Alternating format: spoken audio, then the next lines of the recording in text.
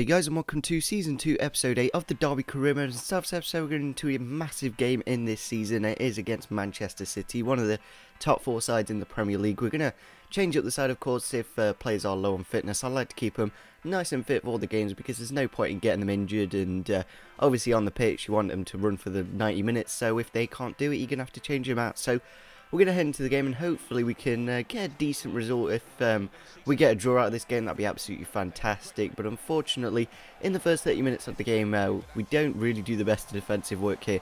Yaya Toure just passes it in here to Jovetic. It was really difficult to actually defend against City. We managed to do it for the first 30 minutes, but then we did concede that goal to make it 1-0 in the game from Jovetic. Just really difficult to track the runners and all that stuff, especially when you are on world class. And then we go into the 62nd minute of the match. James Milner on the left hand side passes it again to Clichy.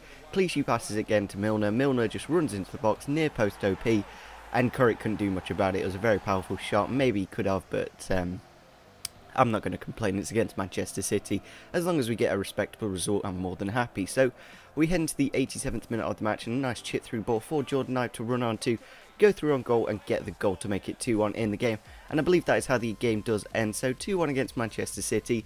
It isn't that bad, and it just shows how weird this career mode is sometimes. Like in the last episode, I believe we lost against someone really easy. I can't quite remember who. I think it was like West Ham, and when you compare them to City, we probably could have beaten West Ham a lot easier. So yeah, we're going to head into our next game against Newcastle, a team that have got some pretty good players on career mode. They're doing quite well in real life as well. They didn't get the best of starts this season, but since then they've been doing really well. And we head into the 82nd minute of the match. It took us quite a while to break him down. We brought Bennett off the bench. I think we brought Jordan Ibe off the bench as well. So we head down this left hand side, wait for the run of Bennett, no defence at all, and we make it 1-0. With 5 minutes left of the game. It was a bit of a boring game, to be honest. When you are away from home, as long as you keep the clean sheet and get one goal, that's all you really need at the end of the day. And that is what we did in that game to get the 3 points, which is very vital because I believe Newcastle are in the bottom half of the table. So if we are going to stay out of the relegation zone, we definitely need to win those kind of games. So just looking at the table, Newcastle are actually in 10th, but they're only like 5 points away from us. So it just shows how tight the table is at the moment and how close we could get to maybe even a Europa League position. So yeah, we're getting into our next game against Aston Villa, the team that we should be able to beat, but they have got some quite overpowered players like Bongalahor, Delph, Wyman and Benteke. So it is a bit of an interesting game, of course. And then the 50th minute of the match, Harnik does put it into the back of the net there with a nice header. And it is annoying when your defenders don't like mark up with that kind of thing. Like, you could just get a man standing on him and it probably would have prevented the goal. So we win the ball back here on the edge of our area with Obita, passes it to Hodgberg, and then Hodgberg just looking for the runs of Gary Mackay-Stevens out wide, and he's just through on goal. It's against like 3 against 2, and then he runs through, puts it across to Bennett and makes it 1-1 in the 90th minute of the match. You would have thought that would have got us the draw, like 90th minute, not much left of the game. No, because Loughton puts the ball into Heldon there. Heldon with a really nice cross into the back post, heads it down to Harnik. Harnik with the nice volley to make it 2-1 in the game.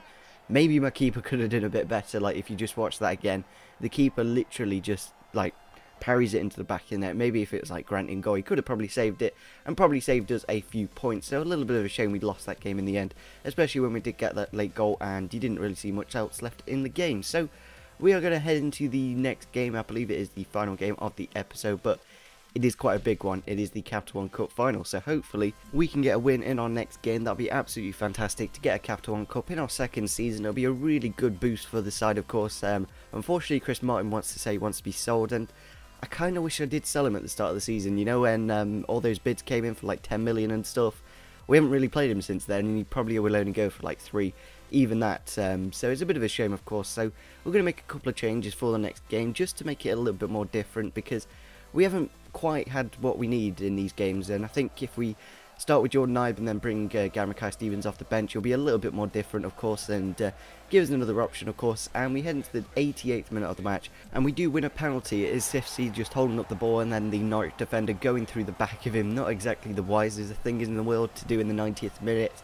And it's kind of karma because Derby did concede in the 89th minute against QPR. So yeah, maybe it's a bit something nice for us to get on and get this game won. And I thought I gave it to one man and one man only, Chris Martin, because he has got 79 penalties, of course. We haven't exactly given him the best of game time, but in the Premier League he just doesn't quite have that pace. Maybe if we played a 2-striker formation, he might work a bit better actually, because obviously he's a bit more of a holding up kind of guy, and Sivsy's just the kind of guy that will just charge through a team and get the goal. So we're going to step up to the spot. We got Will Hughes set on it, but we're going to change it to Chris Martin shortly, and hopefully he can put it away to make it 1-0 in the 90th minute. Not much left in the game, of course. It'll pretty much guarantee the win, I believe. So yeah, we're going to step up to the spot with Chris Martin, of course, and we'll see how he does. Just give it a second. It does take quite a while to actually do this kind of stuff, and eventually we do step up to the spot and put it away to make it 1-0 in the game. And you would think the game would end like that, but there is another twist to this final. I was so frustrated when this twist did happen, but you have to get on with these kind of things in football, and that is what does happen eventually after all these players celebrate. Maybe they just switched off after scoring that goal, and we'll just pressure him down. Basong with the chip through ball over the top, and then just a normal clearance header. Apparently that's a penalty. Don't know how. We'll just look at the replay again just to show how much of a penalty it was. I don't know how it was a penalty, but we had to deal with it, of course, and hopefully we can save the penalty. That'd be really nice, just to make sure we get the win in the game. And yeah, it was on Van Beek, and his player headed him in the chest, so not too sure how it was a penalty, but nevertheless Ricky Van Vuukel steps up to the spot, hits it against the post and puts it into the back of the net, meaning we have to go into extra time, which is quite frustrating because I would have liked to save my players' fitness and all that stuff, and of course getting a win in normal time is a lot better. So we head into the 85th minute of the match, and I don't know where the left back was. We were going to sign him as well, Olsen, but I'm glad we didn't, because Johnny Russell does make it 2-1 in the game there to pretty much guarantee us the win. There's no more twists left. We've won it. Thank God for that. And yeah, I'm glad we won it because we deserve it. We've done really well in this career mode. We've made some really good signings. We've had to sell a few players here and there that aren't really developing. Like, we've never sold a player that's good. We've sold players that are just dropping off, of course, like Bryson. Reedy World was just not working for me, just doesn't quite have the pace, and there we go. Full time, 2-1 win, and that is absolutely fantastic. So if you did enjoy this episode, winning the Capital One Cup is absolutely fantastic. So if we could get over 15 likes, that'd be absolutely fantastic. Here's the lovely trophy and all that stuff. Maybe it's a bit of a thing with Derby, like conceding and scoring goals in the 90th minute in a Wembley final. It just seems to be that kind of thing, of course. So there we go, we lift the trophy. That's absolutely fantastic. So if you did enjoy this episode of the Derby Career Mode, smash the like button, subscribe if you are new to the channel, and see you soon. Bye.